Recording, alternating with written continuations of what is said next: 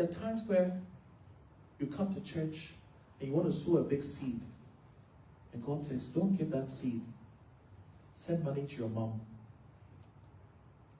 Have you heard that one before? You're about to give a good offering in church and God reminds you of your parents and how you have to honor them. You're like, God, I want to give this good offering. And you're like, God, why don't you want the offering? We must recognize that when it comes to the wisdom of this world, it's opposite to the wisdom of God. It says the wisdom which comes from above is first pure.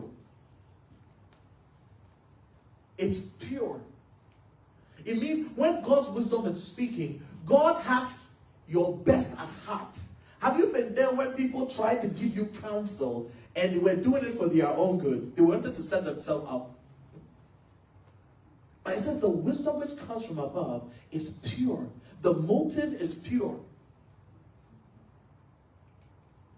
There are people who come to church and they are serving. They clean the church, they do everything, but their motive is not pure. Maybe they do it because they want to be a pastor. Maybe they do it because they're looking for a wife. You know, some brothers, when it's time to get married, they get serious in church. So that the Christian sisters, so they'll come and say, I am coming, Lord. In this day of Facebook and TikTok and Twitter, if you are really an ambassador for Christ, I know you have your own opinion, but keep it to yourself.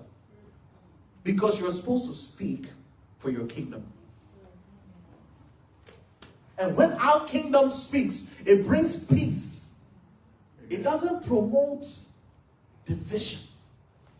So the Christian must become circumspect in releasing words because his words must bring peace. It must not engulf in the fire, it must settle it down. It's full of good fruits. It's not partial. Oh, and it's sincere. Time will not allow me. The next one. 1 Corinthians 1:24. As I wrap up. The wisdom of God is the man Jesus. Wisdom is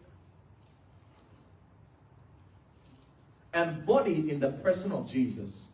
So every time you interact with Jesus, you interact with wisdom. 1 Corinthians 1:24.